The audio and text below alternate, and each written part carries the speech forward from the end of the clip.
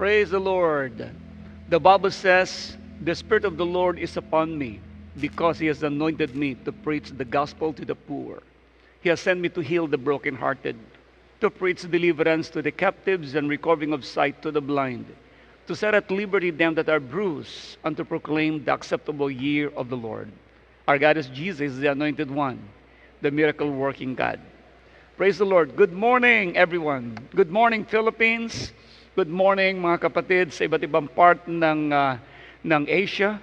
And good evening sa ibang part ng America, Northern America, Southern America, as well good morning sa iba't ibang part ng Asia. Praise God. Ako muli si Bishop Art Gonzales na maghati sa inyo ngayon ng mabuting balita. Ng ating pong topic ngayon is about hope, pag-asa. Pag-asa. Sa panahong ito, napakaraming tao ay nawawalan na po ng pag-asa. Nagkakaroon ng depression. Nawawalan na ng joy ang marami. It is because of the situation ng pandemic nilang tinawag that caused a lot of fear in the heart of many people. And because of that, ang maraming tao ay pumasok ang mga discouragement. Hindi lang discouragement, ang mga tao ay hindi na alam ang kanilang gagawin, kalituhan. At higit sa lahat ay nawawalan po sila ng pag-asa. Bakit kaya ganito ang situation? If you will look at the situation around the globe, parang mawawalan ka nga ng pag-asa. Ngunit if you have Jesus Christ in your life and if you have faith in God who created the whole things, then magkakaroon ka ng panibagong pag-asa sa buhay at hindi ka kailanman magkakaroon ng kalungkutan. Let me share something to you this morning, and after this, I'm going to pray for you. I believe that God is our great healer. Yes, our God is a miracle-working God na kumikilos siya sa lahat ng taong sa Kanya tatawag. Let me share to you this verse now in the book of Titus chapter 2, verse 13. Ang sabi ganito, habang hinihintay natin ang dakilang araw na ating inaasahan, ito ang pagbabalik ng ating dakilang Diyos at tagapagligtas na si Jesucristo. Inihandog niya ang kanyang sarili upang palayain tayo sa lahat ng kasamaan at linisin tayo upang maging bayan niyang masigasig sa paggawa ng mabuti. Verse 15, ipahayag mo ang lahat ng ito at gamitin mo ang iyong kapangyarihan sa pagpapalakas ng loob. At pagsaway sa inyong mga tagapakinig. Huwag mong hayaang hamakin ka ninuman. So God will be the one to bless His word. Let us pray. Father God, bless your words today. Bless every man and woman who are listening right now and watching this worship service. Hayaan niyo po, Panginoon, na ang panibagong pag-asa ng buhay ay makamtan ng lahat. Salamat po dahil sa iyo lamang ito nagmumula. Promise, Lord, glory your name. Glory is for your name alone. In Jesus' name. Amen. Praise God. Alam niyo ba na napakaraming tao sa panahong ito ay walang hope, as I mentioned earlier. Samantalang iba naman ay meron din pong maling pag-asa. Ang iba naman ay merong totoong pag-asa, the true hope kung tawagin. Kaya meron pong tinatawag na no hope, false hope, at saka true hope. Ano ba talaga ang dapat gawin ng isang tao at mailagay sa puso't isipan niya? Ano bang klase talagang pag-asa? If you are lack of knowledge about the Word of God, mapapamali kayo ng pag-asa. At definitely, wala din pong hope ang iba sapagkat walang naririnig na pag-asa. Ang iba naman, ibang kanilang mga inaasahan, sinasandalan, na pangako ng iba. Kaya ito po ay false hope. Ngunit kapag ang Diyos na po ang pinag-uusapan po natin, lagi po may pag-asa sapagkat siya ang gumawa ng langit at ng lupa. Although faith and hope are closely linked together, but they should be clear distinguished. kailangan mong ma-distinguish kung ano talaga yung faith at saka kung ano talaga yung hope. Alam nyo, ang faith has work to perform today. Pag pinag-usapan natin ng faith, ngayon yun, that God will perform great blessings sa buhay mo. Yun yung faith mo, that God is with you. Yun yung faith mo, that wherever you go, God will go with you.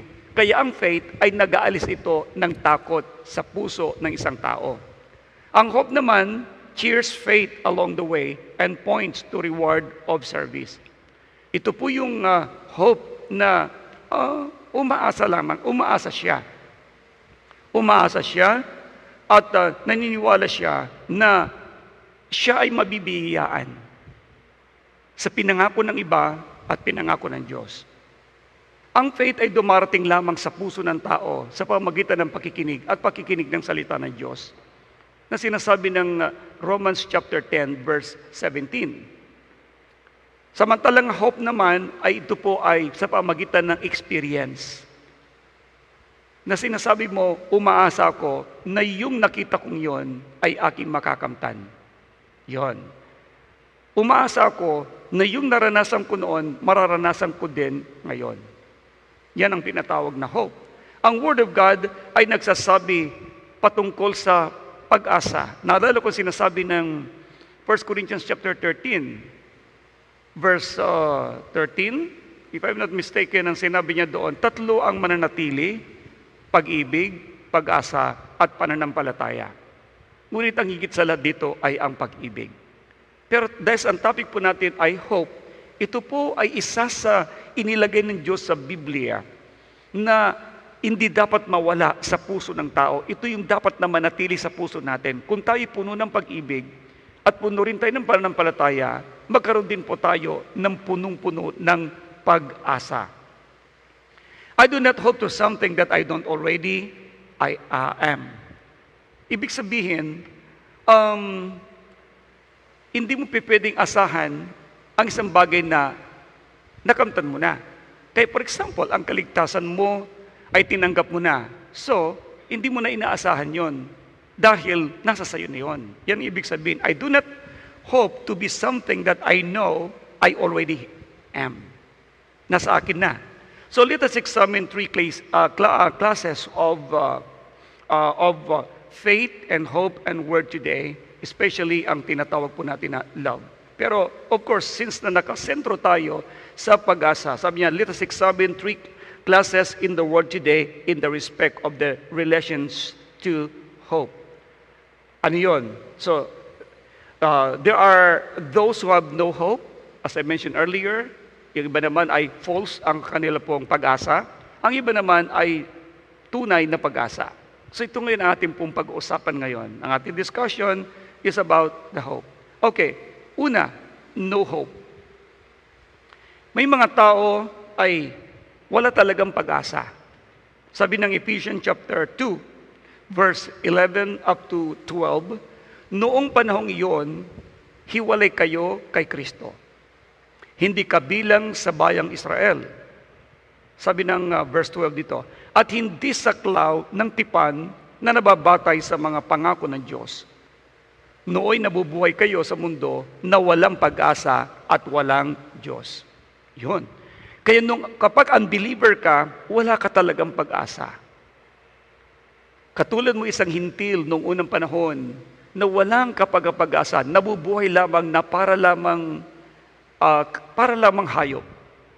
Na nabubuhay, kumakain, nagtatrabaho, yun lang. At wala po silang tinatanaw na pag-asa.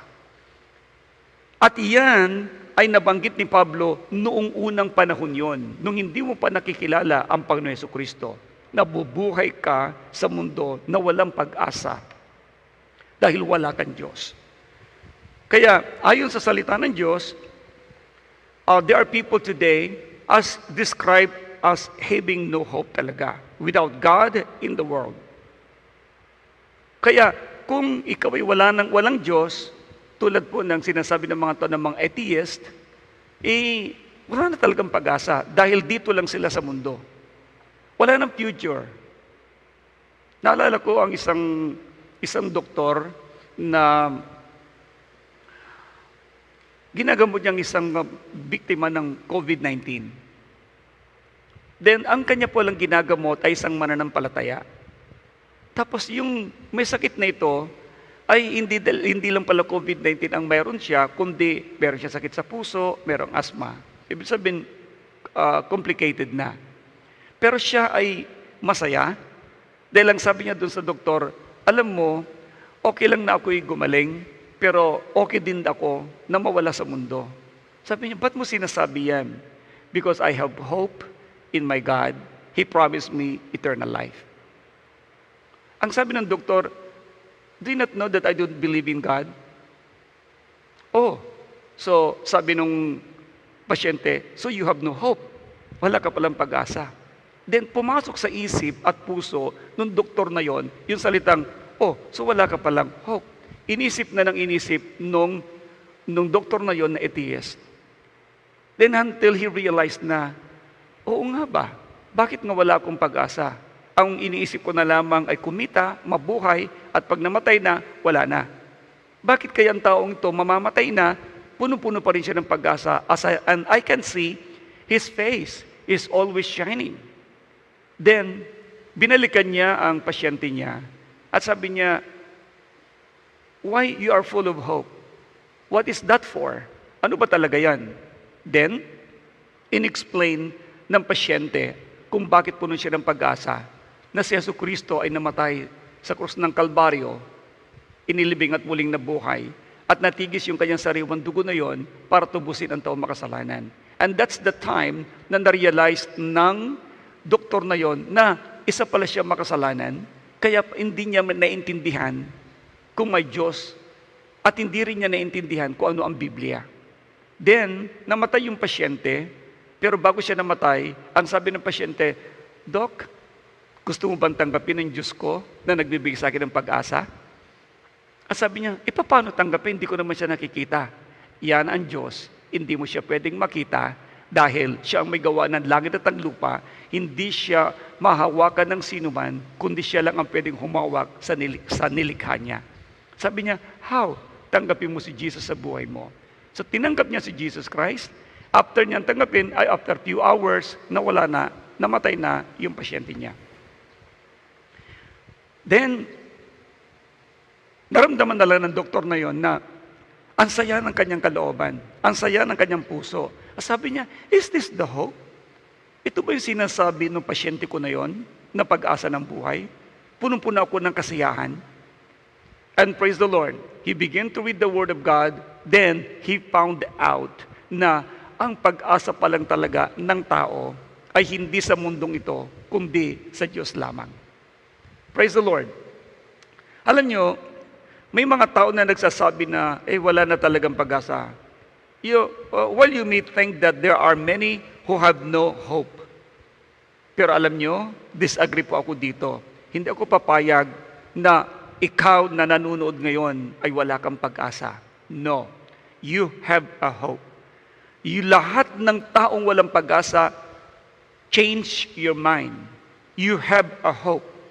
Because kung papano ang air ay iyon nilalanghap na walang bayad, kung papano ang araw ay mahalaga sa katawan ng tao, at siya nagbibigay ng pag-asa sa marami, dapat din ganun tayo. May pag-asa ka. Maaring sinasabi mong, ito na yung buhay ko May pag-asa ka. Again, hope is as essential to human soul as faith is to society. Ang pag-asa ay napakahalaga sa ating kaluluwa, sa ating pagkatao. Kung paano mahalaga ang pananampalataya sa mga mamamayan. Sa totoo lamang, even ang mga unbeliever, meron pa rin po silang pag-asa. Pero tatandaan ninyo, ang buhay na nawalan ng pag-asa ay mapait ang kanyang buhay. Alam niyo ba? Kasi wala na silang inspirasyon. Walang pag-asa, kaya ang pait ng kanilang buhay. Malungkot ang kanilang buhay.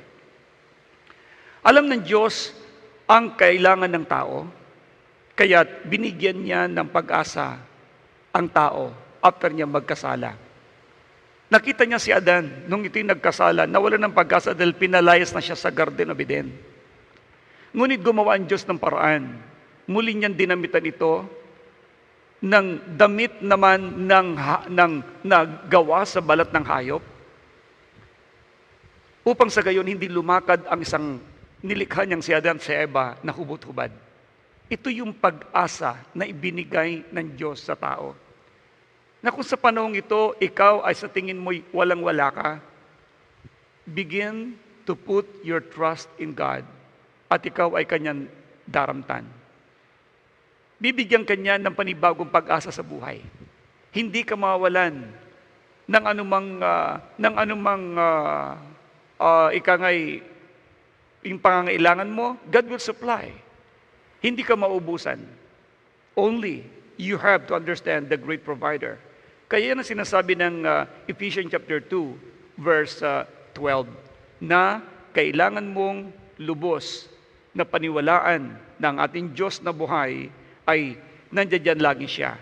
Kaya sabi ko nga sa verse 12, noong panahong iyon, hiwalay nga kayo sa Diyos, hindi kabilang sa bayang Israel at hindi sa cloud ng tipan na nababatay sa mga pangako ng Diyos. Nooy nabubuhay kayo sa mundo na walang pag-asa. Kaya yan ang sinasabi ko ngayon, ang mga tao ay walang pag-asa.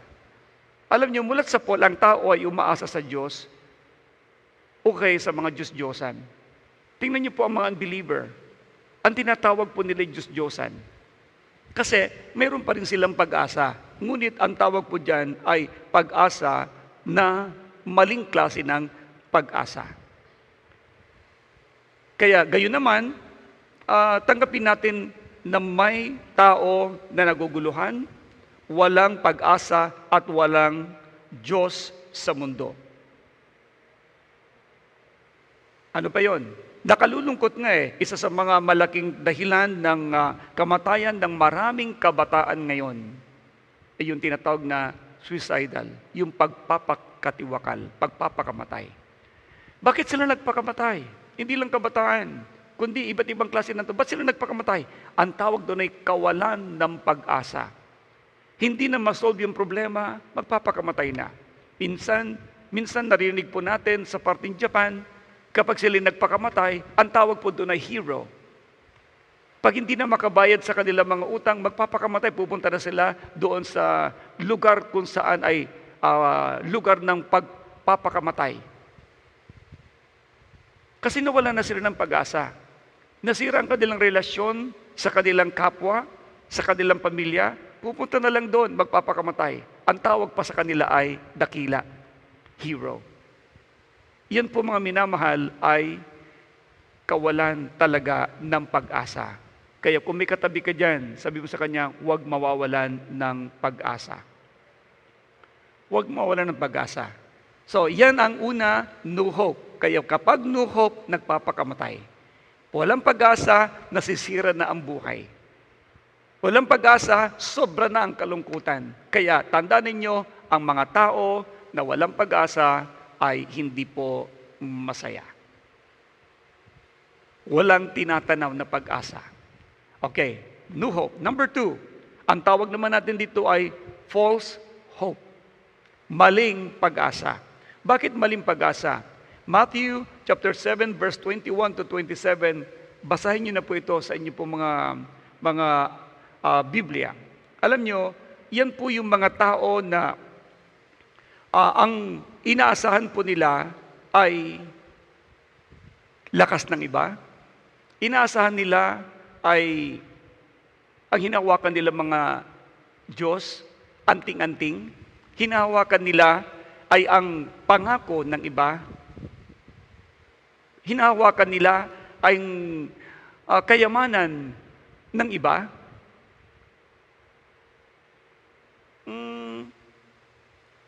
Umaasa sila na anyway, mamatay man kami, ipapanalangin kami ng aming mga mahal sa buhay at maliligtas din kami. False hope din po yon. Alam nyo, sadly, those who have false hope are more numerous and worse off than those having no hope. Mas marami pa po ang mga taong mayroon pong false hope, maling pag-asa, kaysa sa mga taong walang pag-asa. At ito po ay, habang pinag-aralan natin ito po ay isang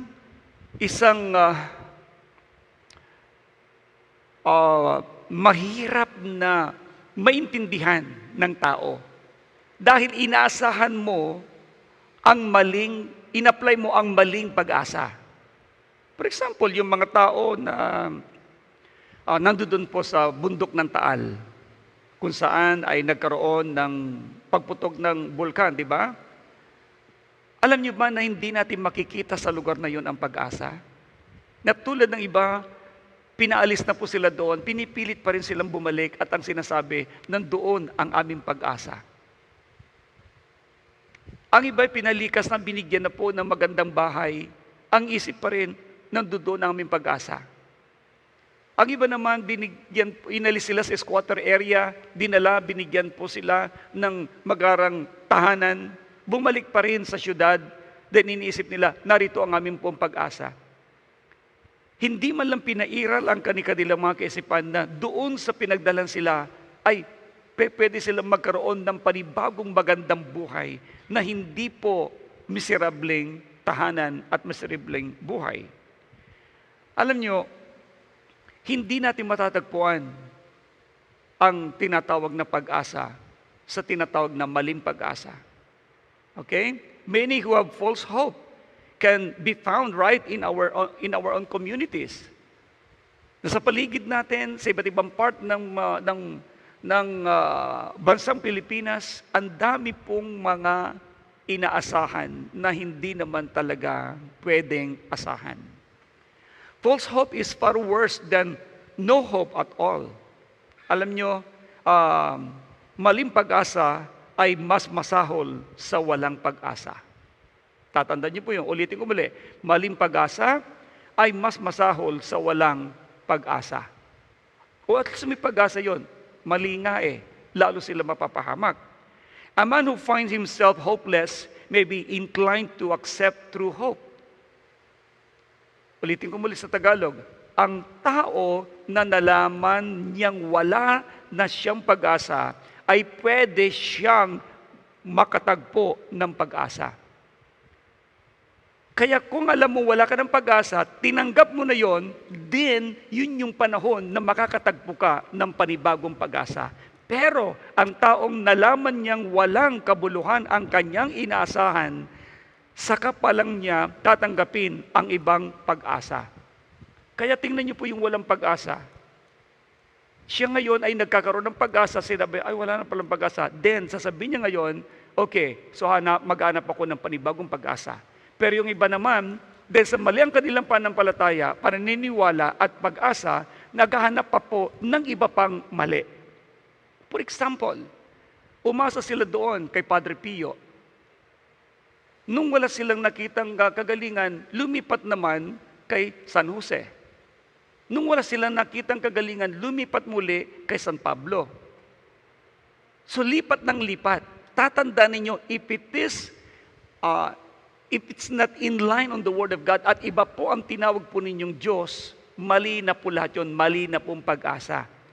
Tulad ng iba ay nagsusugal, dahil umaasang sila mananalo. Maling pag-asa po siya. At tulad ng iba'y nagnanakaw na lamang dahil sa umaasang hindi sila mahuhuli, maling pag-asa po yon. Tulad din po ng mga tao na nagdodroga para mawala ang kanila pong mga kalungkutan ng problema, maling pag-asa po yon.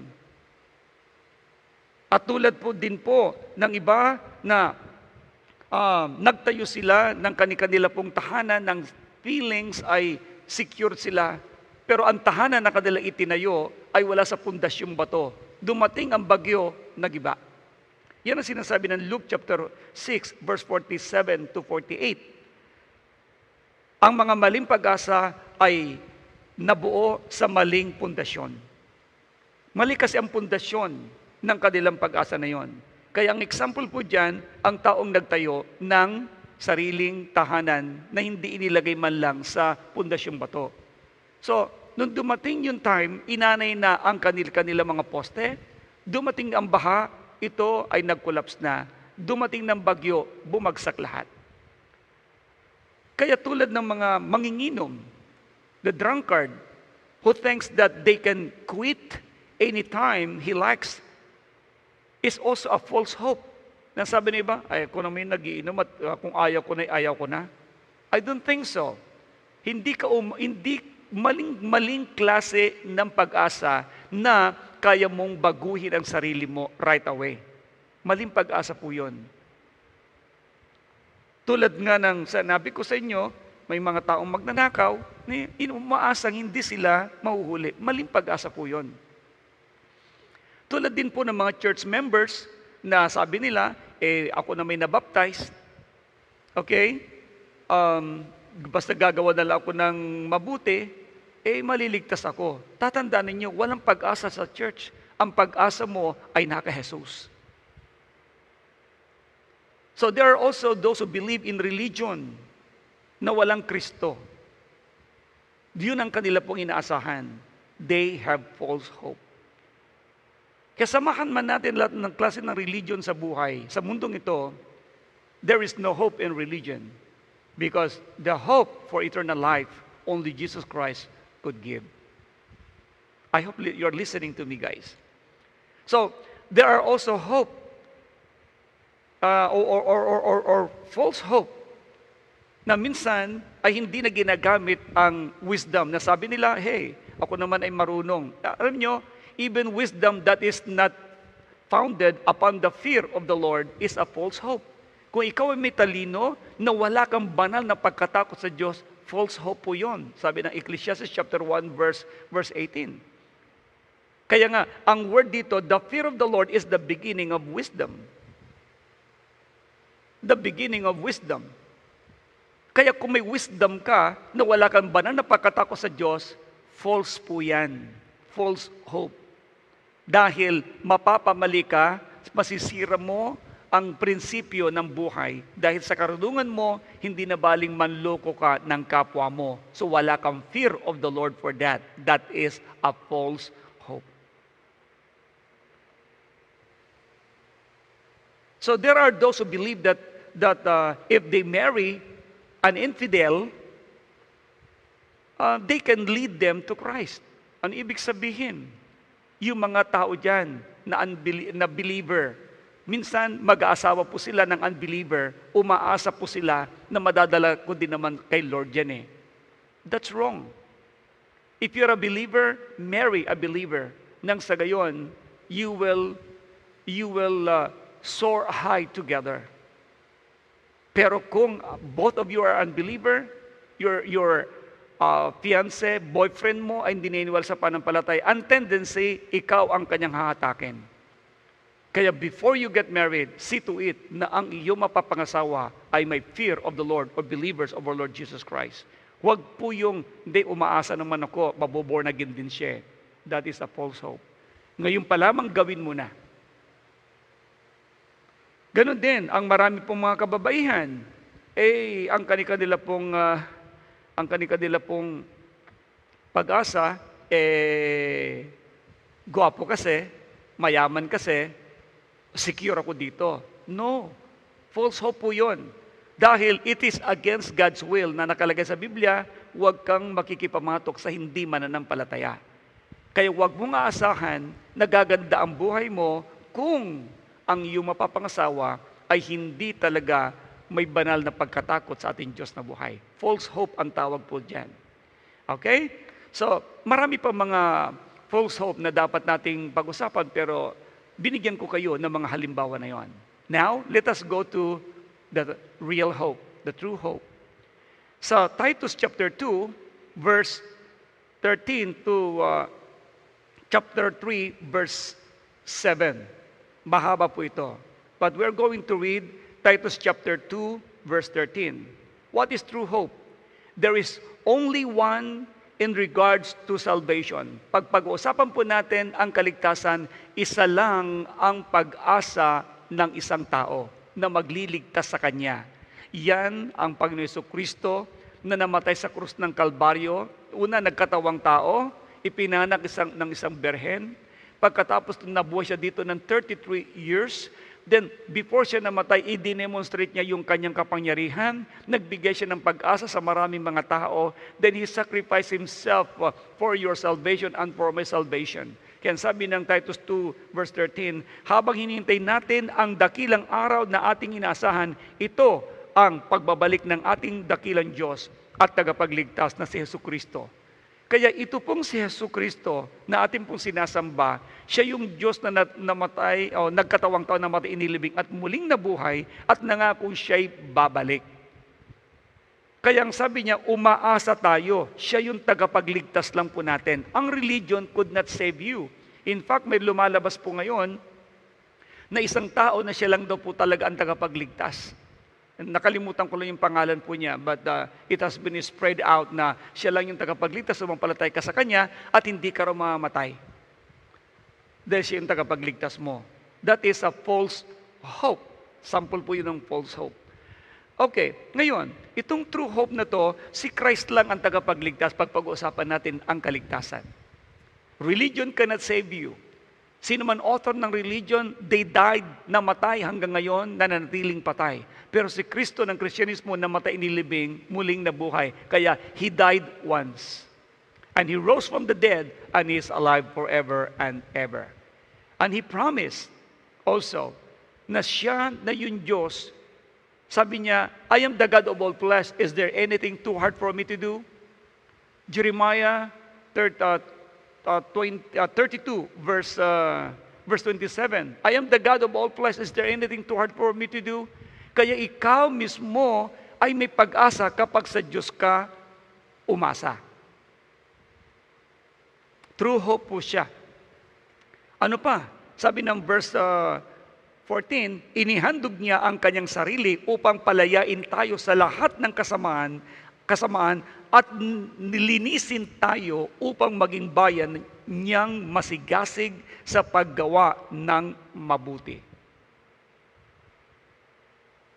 Inihandog niya ang kanyang buhay. Naging good example po siya. Yan ang sinasabi ko sa inyo kanina, na ang hope ay yung nakita mo na, yung narinig mo na.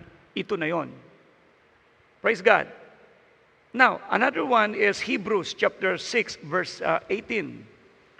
Hebrews chapter 6 verse 18 to 19. Ang sinabi, hindi nagbabago at hindi man lang nagsisinungaling ang Diyos tungkol sa dalawang bagay nito. Ang kanyang pangako at sumpa. Tatandaan yung word dito. Pangako niya at ang kanya pong sinumpahan. Kaya tayong nakatagpo ng kanyang kalinga ay panatag ang loob na umaasa sa mga pangako niya. Umaasa ka ba sa pangako niya? Pangako niya yon nung pinangakuhan niya si Abraham na magkakaanak siya at ang kanyang magiging anak ay sindami ng buhangin sa karagatan. That time, nung pinangakuhan siya ng Diyos, siya ay 75 years old. I think 50 years old. Tapos nung narinig po niya yon, umabot pa siya na, 75 years old. At nung siya umidad ng 100 years old, that's the time pa lamang siyang nakatanggap. 25 years in the making. Tinest siya ng Lord kung paano siya manghawakan sa pinangako ng Diyos sa kanya. Kaya ang Lord ang nangako promise ko to. Kaya sabi niya dito, pangako at sumpa. Kung ang Diyos ang nangako sa buhay mo, umasa ka. Kaya kung ang kaligtasan ang pinag-uusapan natin, asahan mo ang Diyos ang magliligtas sa iyo dahil napatunayan na natin ito sa buhay ni Abraham. Ang pinangako ay nangyari. Pinatunayan din ito ni Jesucristo na namatay siya para sa iyo, para ikaw ay maligtas. At nabuhay naman muli siya para lalo ka may pag-asa na siya lang talaga ang maasahan mo. Kaya sabi ng 1 Corinthians chapter 15, I think in verse 17, somewhere there, ang sabi niya doon, kung ang pag-asa natin, kung si Kristo hindi po siya nabuhay na mamuli, ang pag-asa natin ay hindi totoo. Pero yamang siya nabuhay na mamuli, kaya siya po ay totoong maaasahan. At tayo rin po ay bubuhayin niyang muli. Kaya lahat na nananalig kay Kristo mabubuhay na mamuli. Pero kung darating na si Lord, mararapture po tayong lahat. Yan po ang ating pong pag-asa. Tuloy po natin. Hebrews chapter 6 verse 19, ang sabi niya, ang pag-asa ito ang siyang matibay at matatag na angkla ng ating buhay. At ito'y umaabot hanggang sa kabila ng tabing ng templo, hanggang sa dakong kabanal-banalan. Kaya guys, ito ang dapat mong panghawakan, ang pag-asa. Tibayan mo ang iyong loob. Oo, normal po ang pagsubok. Tatandaan ninyo, yun lang ang magluto ka ng pagkain mo nahihirapan ka na Yun lang paghahanap buhay ay nahihirapan ka na. Pag ninegosyo na, lahat ng parte ng buhay sa mundong ito to survive is laging may kaagipat ito na kunting hirap. Pero nilikha talaga ng Diyos ang tao na maghanap buhay upang sa gayon sila'y mabuhay. Dahil sabi ng 2 Thessalonians chapter 3 verse 10, huwag pagkakainin ng taong tamad. Kaya yung word at pangalang Adan, ibig sabihin po noon ay to toil the earth, to subdue the earth, to manage the earth. To manage means to exert an effort. Gamitin mo yung lakas mo. Alam niyo kanina nung nakatayo ko doon sa baba, sabi ko, pumasok sa puso ko yung, bakit kaya nilikha ng Diyos ang tao ay galing sa alabok? Kaya pala babalik siya sa alabok. Meaning to say, maski na alabok, kaya niya palang gawin itong blessing. Lahat ng mayroon kayo nakikita ngayon, pati halaman, galing din po sa alabok. Ang alabok din po ang mismong nagpapatubo sa mga buto na maliban na lamang ang buto na yan ay mamatay, hindi po siya sisibol. Kailangan muna niya mamatay bago ito sumibol. Gusto ko mo din malaman ninyo ito. Tayo ay galing sa alabok, binigyan tayo ng Diyos ng halaga. Kung tayong alabok ay nabigyan ng halaga, may pag-asa. Okay? Dinampot ka ng Lord, dinampot ng Diyos ang mismong alabok na yon, hinulma niya sa anyong tao. So, kung papanong ikay alabok ay binigyan niya ng halaga, huwag ka mawalan ng pag-asa. Napakahalaga mo sa ating Diyos. Yan ang aasahan mo. God will make a way for you. Kaya napansin nyo din isang lalaking bulag? Bulag siya. Anong sabi ni Jesus Christ sa kanya? Ano bang gusto mo? Gusto ko po makakita. Siya ay kumuha ng alabok, dinuraan niya yon, ginawa po niya, minasa po niya, ginawa niyang putik, at pagkatapos noon, ito itinapal sa mata ng bulag na yon. Then sabi niya, okay, maghilamos ka doon. Maghilamos ka sa Siloam pool.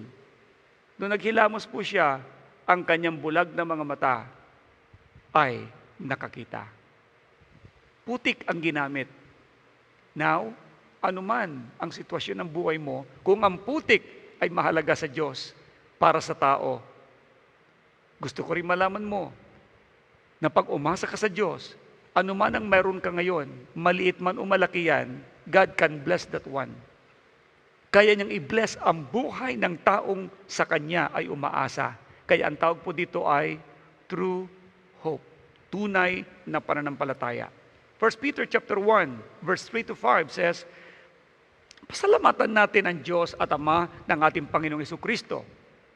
Dahil sa laki ng habag niya sa atin, tayo'y binigyan niya ng isang panibagong buhay sa pamamagitan ng muling pagkabuhay ni Jesucristo mula sa libingan, at ito ang nagbigay sa atin ng isang buhay na pag-asa. Buhay na pag-asa.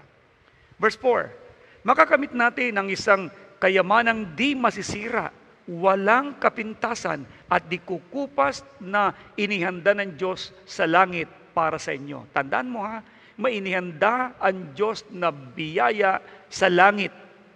Pero sabi niya, Ito'y para sa lahat lamang na umaasa sa Kanya. Verse 5, sapagkat kayo'y sumasampalataya, iingatan kayo ng kapangyarihan ng Diyos habang hinihintay ninyo ang kaligtasang iyan na ihahayag sa katapusan ng panahon. May katapusan ang panahon. Kaya lahat ng gustong maranasan ang pinangako ng Diyos, huwag magdududa, huwag mag-aalinlangan. Kumapit ka ng mabuti. Sabi natin muli ngayon, true hope. True hope can only be found in Christ. Wala nang iba pa. Kay Christ lang. And don't ever say, panatik lang sila kay Kristo. No. Because He is the only God who created the heavens and the earth, who could bless your day. Siya yung Diyos na nangako. Tingnan nyo, napakarami ng tao na nangako sa inyo, pero kayo po'y nabigo. Bakit? Kayo nabigo siya dahil may buhay siya. Nung sinangako, kinaumagahan na matay. See? Nawala ang pag-asa mo. Nagkasakit, pinangako sa iyong pera, nagastos, na-hold up, nawala. False hope.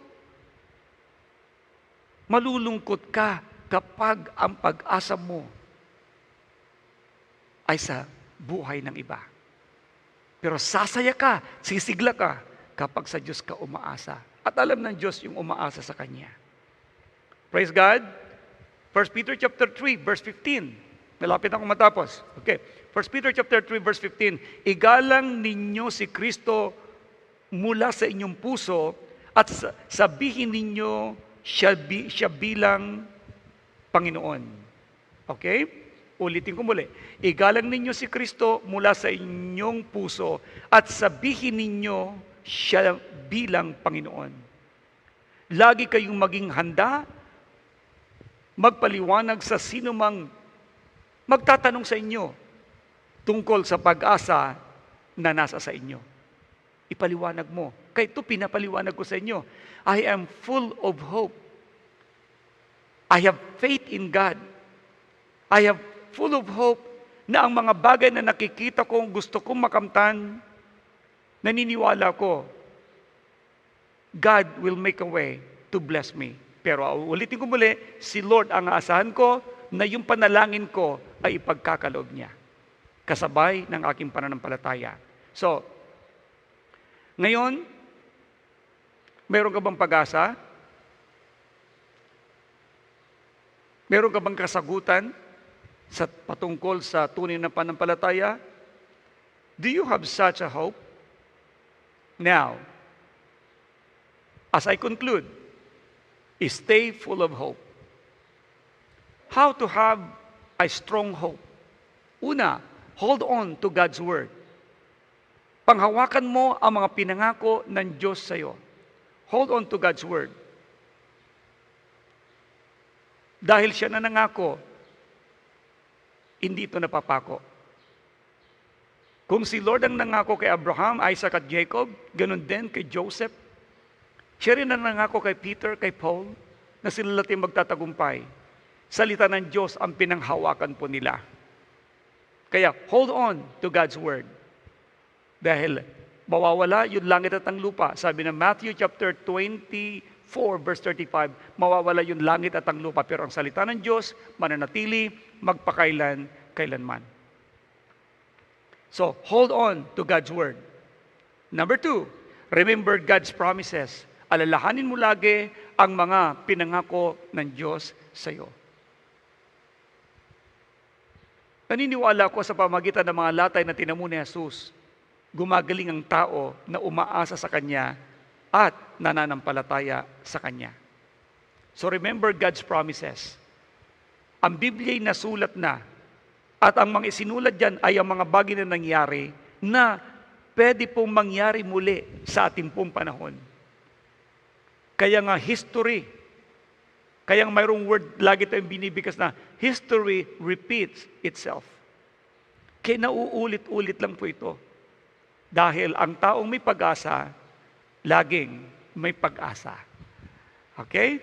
Laging kinasasabikan ng Diyos na pagpalain ng taong sa Kanya ay umaasa. Isang halimbawa po nito ay si King Hezekiah, nung sinabihan na siya ni Propeta Isaiah, dahil sabi ng Diyos kay Propeta Isaiah, sabihin mo kay Hezekiah, ha, magbili na sa kanyang mga mahal sa buhay kasi may sakit siya ngayon, imamamatay na, magbilin na. Pinuntahan siya ni Propeta Isaiah. Haring Hezekiah, sabi ng Diyos, mamamatay ka na raw. Aba, Diyos na nagsabi nun.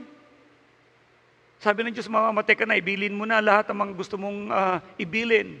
Kausapin mo na dapat mong kausapin. Kung ikaw ang nakarinig nun, wala ka ng pag-asa, di ba? Ngunit, umasa pa rin si Haring Hezekiah. Siya'y nanalangin ng gusto, umiyak. Lord, gusto ko pa po mabuhay. Pagalingin niyo po ako. Nakita ng Diyos ang kanyang pag-asa at pananampalataya. Pinabalik agad si Propeta Isaiah. Sabihin mo sa kanya, dinagdagan ko siya ng 15 taon. Praise God. Tandaan po natin, ang Diyos lang ang pwede magdagdag ng buhay natin. Huwag kang mawalan ng pag-asa. Siya ang nagdadagdag ng buhay.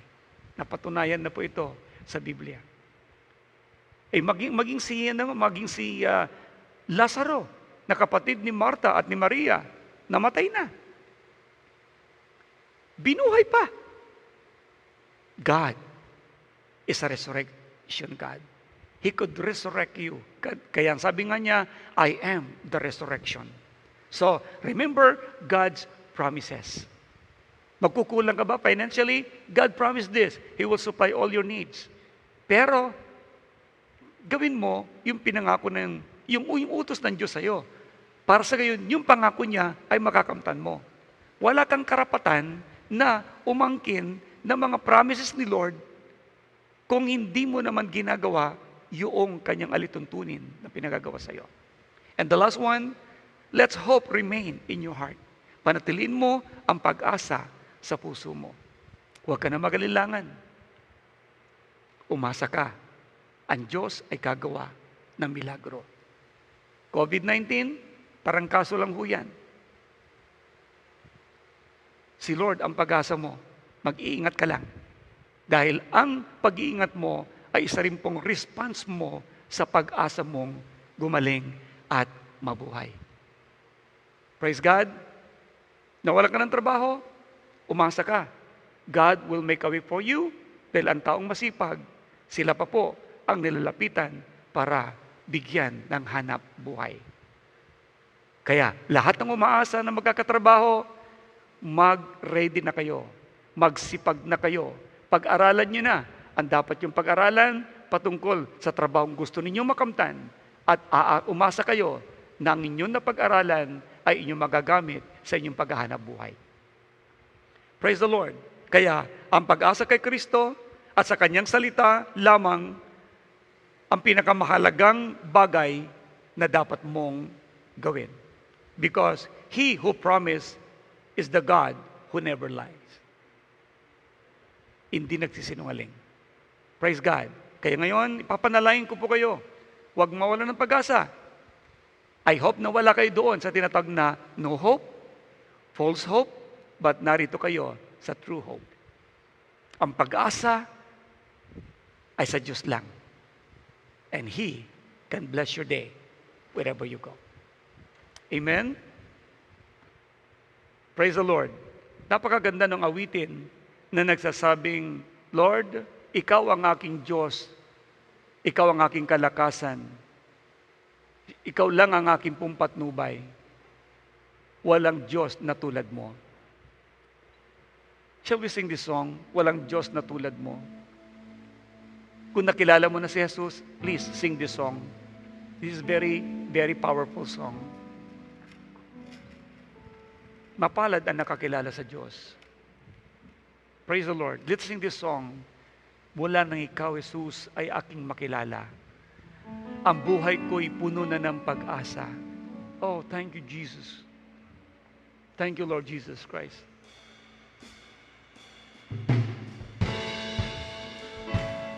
Sing with us.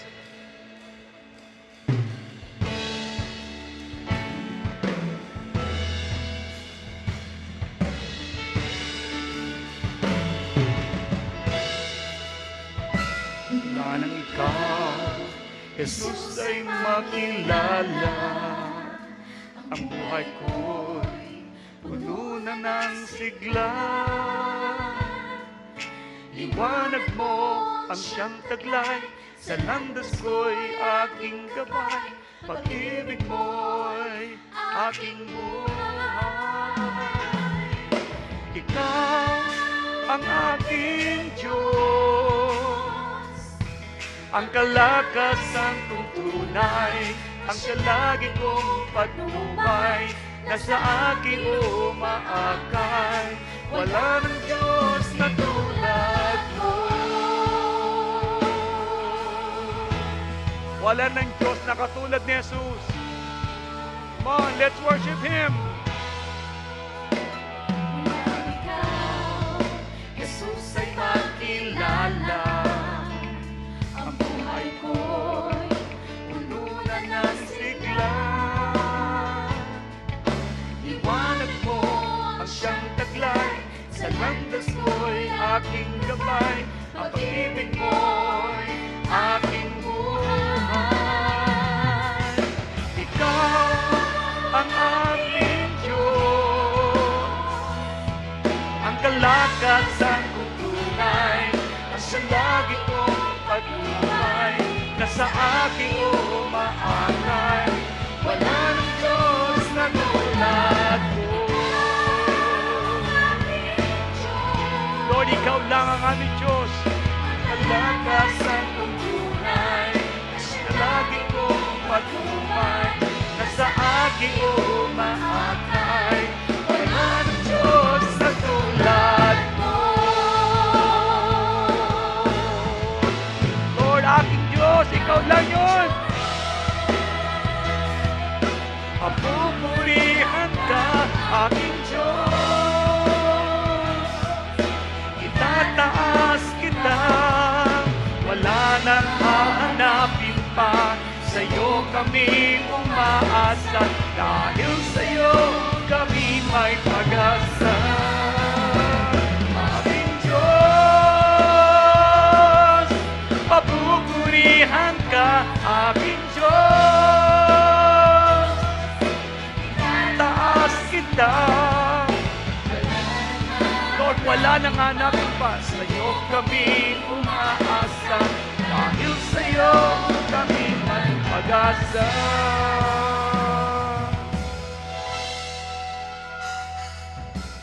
Ikaw ang aking Diyos, ang kalakasan kong tunay, ang salagi kong patnubay, na sa aking umaakay. Wala ng Diyos na tulad mo.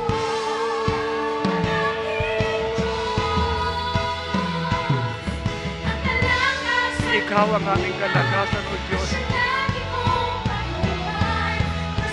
Wala nang iba pa, Panginoon.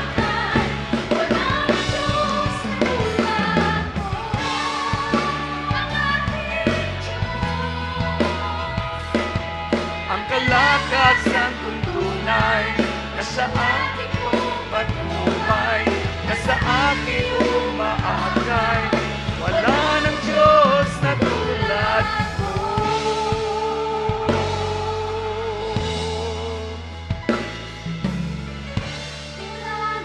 Wala nang tulad mo, Panginoon. Come on, sabihin mo muli yung wala nang tulad mo. Wala nang tulad mo. Lord, wala nang tulad mo. Ikaw na ngayon ay may pag-asa kay Kristo. Wala nang katulad niya. Sa Kanya ka lang umasa. Give your life completely to the Lord right now. Pumikit ka sandali sa oras na ito. Ipatong mo ang kamay mo sa dibdib mo at sabi mo, Panginoong Jesus, Ikaw ang pag-asa ng buhay ko. Sa iyo ako umaasa. Ikaw yung kalakasan ko. Ikaw ang naghahanda ng kinabukasan ko. Salamat at inibig mo ako. Salamat sa iyong salita na nagbibigay sa akin ng pag-asa. Patawarin niyo po ako, Panginoon, sa panahon na iba ang inasahan ko. Patawarin mo ako, Panginoon, noong panahon na ako'y nawalan na ng pag-asa. Ikaw lang ang kailangan ko.